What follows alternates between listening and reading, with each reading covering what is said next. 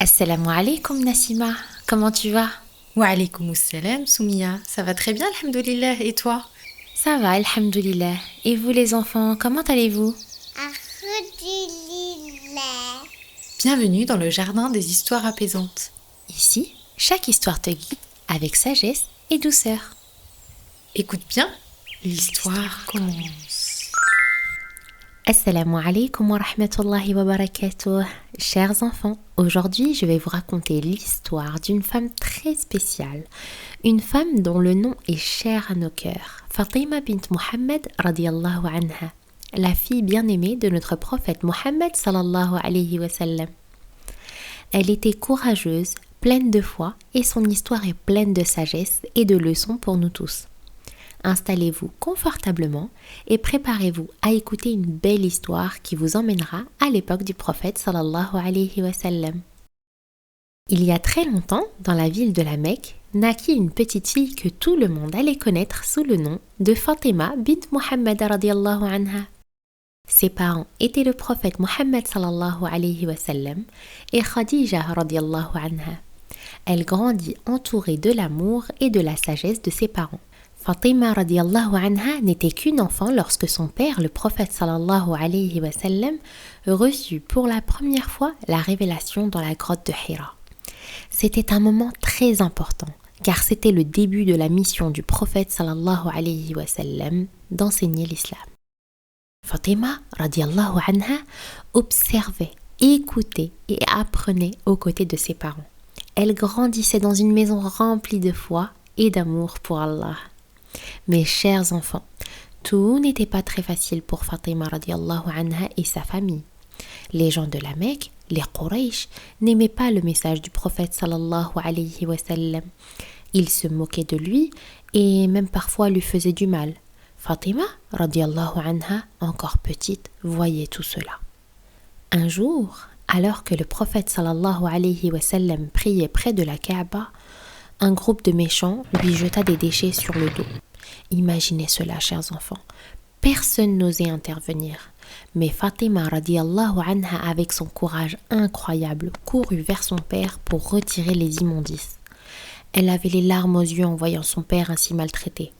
Mais le prophète sallallahu alayhi wa sallam lui sourit et lui dit « Ne t'inquiète pas ma chère fille, Allah est toujours avec nous. » Fatima radiyallahu anha montrait déjà un grand courage et un amour infini pour son père. Elle soutenait toujours son père avec douceur et tendresse, même dans les moments les plus difficiles. Mais ce n'était pas la seule difficulté à laquelle Fatima radiyallahu anha devait faire face. À cette époque, les musulmans de la Mecque étaient persécutés par les Quraysh.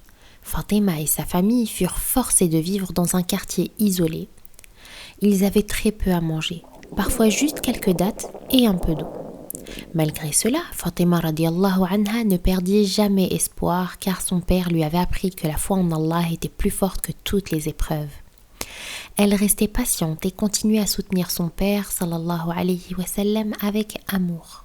Ensuite vint une période très triste dans la vie de Fatima radiyallahu anha. Sa mère bien-aimée, Khadija radiyallahu anha, tomba malade et retourna auprès d'Allah. Ce fut une immense tristesse pour elle et son père le prophète sallallahu alayhi wa sallam. Cette année fut tellement difficile que les gens l'appelèrent l'année de la tristesse. Mais même dans ces moments de douleur, Fatima radiyallahu anha montra un courage exemplaire. Elle prit soin de son père et resta à ses côtés, lui apportant du réconfort. Le temps passa et Fatima radiyallahu anha devint une jeune femme.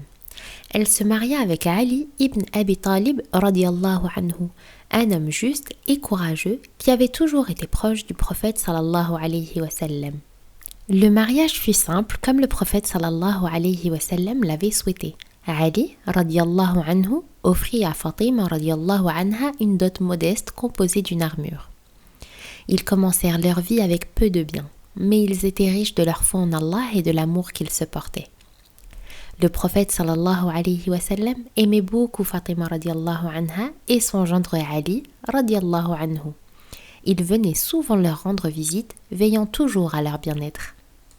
Fatima radiyallahu anha menait une vie simple, mais parfois la vie à la maison était très fatigante.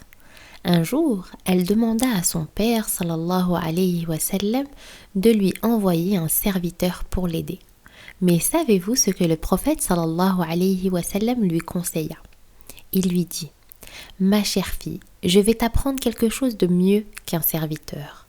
Avant de dormir, dis Subhanallah 33 fois, Alhamdulillah 33 fois et Allahu Akbar 34 fois. Fatima radiallahu anha suivit ce conseil et trouva une grande force à travers ce dhikr. Fatima radiallahu anha et Ali radiallahu anhu eurent plusieurs enfants, dont Al-Hassan et Al-Hussein radiallahu anhuma. Le prophète sallallahu alayhi wa sallam aimait énormément ses petits-enfants. Il jouait souvent avec eux et les portait même sur ses épaules. Un jour, pendant que le prophète sallallahu alayhi wa sallam priait, Al-Hussein monta sur son dos pendant qu'il était en prosternation.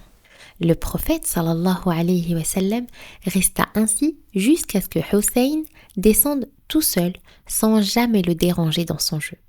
Cela montrait à quel point il aimait et respectait ses petits-enfants et Fatima radiallahu anha se réjouissait de cet amour.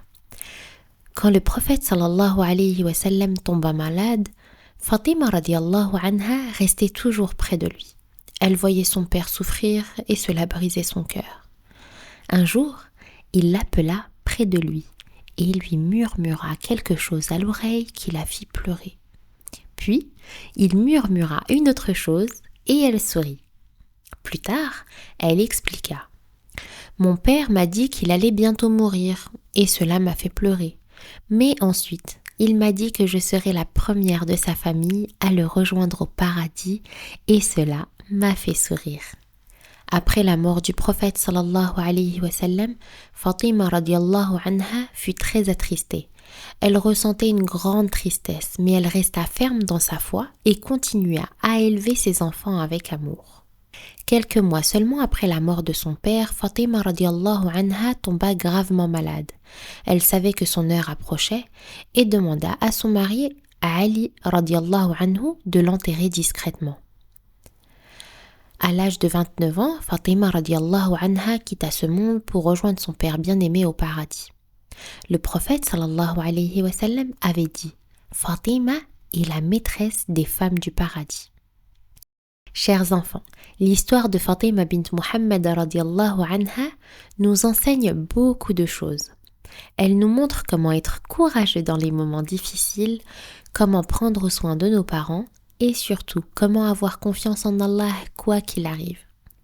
Fatima radiallahu anha est un exemple pour nous tous, un modèle de foi, de patience et de courage. Que nous aussi, nous puissions suivre ses pas, Inch'Allah.